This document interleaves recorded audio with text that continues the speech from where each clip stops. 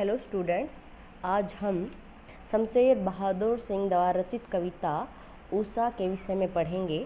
सबसे पहले इस कविता का प्रसंग देखिए कि जो प्रस्तुत पद्यांश शमशेर बहादुर द्वारा रचित कविता उषा में से लिया गया है और इन पंक्तियों में कवि ने उषा काल मतलब प्रातः काल के समय जो आकाश होता है उस आकाश का बहुत ही सुंदर वर्णन किया है।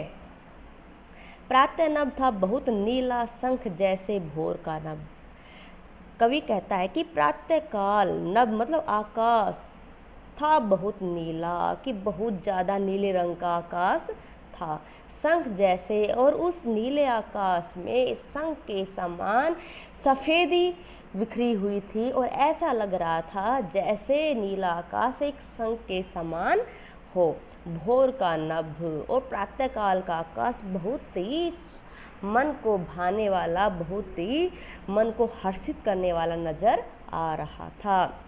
राख से लिपा हुआ चौका भी गीला पड़ा है, और जो प्रातःकाल का जो नभ है, आकाश है, वो ऐसा लग रहा है जैसे किसी गृहिणी ने अपने चौके को राख से लीप दिया गया हो।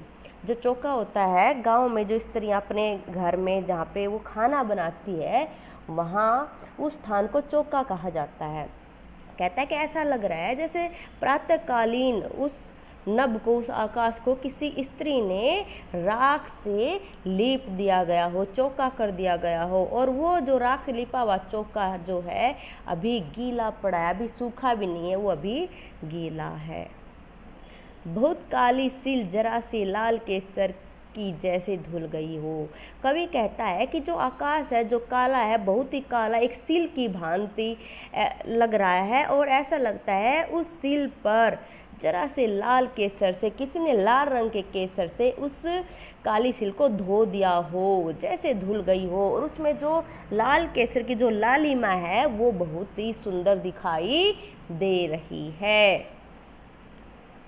स्लेट पर या लाल खड़िया चाक मल दी हो किसी ने। और कवि कहता है कि स्लेट की भांति जो आकाश है वो नज़र आ रहा है, और ऐसा लग रहा है उस आकाश रूपी स्लेट पर किसी ने लाल रंग की खड़िया चाक, जो एक खड़िया मिट्टी होती है जिससे चाक बनता है, तो कहते हैं खड़िया या चाक किसी ने उस पर मल दिया, उस पर लगा दिया हो। नीले जल में या किसी की गोर झिलमिल दे जैसे हिल रही हो। और कवि कहता है कि वो जो आकाश है जो बहुत नीला है, उस नीले आकाश में ऐसा लग रहा है कि किसी की गोर मतलब गोरे रंग का जो शरीर है, देह मतलब शरीर है, सूर्य की जैसी किरणें उस पर पड़ती हैं तो गोरे रंग का जो शरीर है वो बहुत ही सुंदर लग रहा है, वो झिलमिला रहा है, जैसे हिल रही हो, और ऐसा लगता है मानो किसी सुंदर युवती की जो छाया है वो वहाँ पे नज़र आ रही हो, हिलती हुई दिखाई दे रही हो। जादू टूटता इस उषा का अब सूर्योदय हो रहा। और जैसे ही सूर्य आकाश में निकलता है तो प्रातःकालीन का जो जादू है, जो बहुत ही सुंदर नज़ारा है, सूर्य के उदय होते ही वो नष्ट हो जाता है।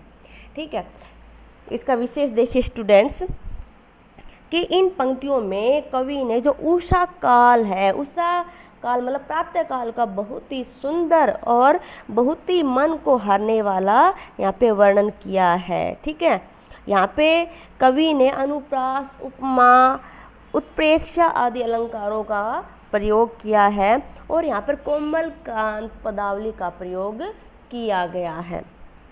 तत्सम एवं तद्भव शब्दों का यहाँ प्रयोग किया गया है। ठीक है, भाषा कैसी है? सरल, स्पष्ट और सहज है। थैंक्स स्टूडेंट्स, मेरे चैनल को लाइक कीजिए, सब्सक्राइब कीजिए और कमेंट्स कीजिए।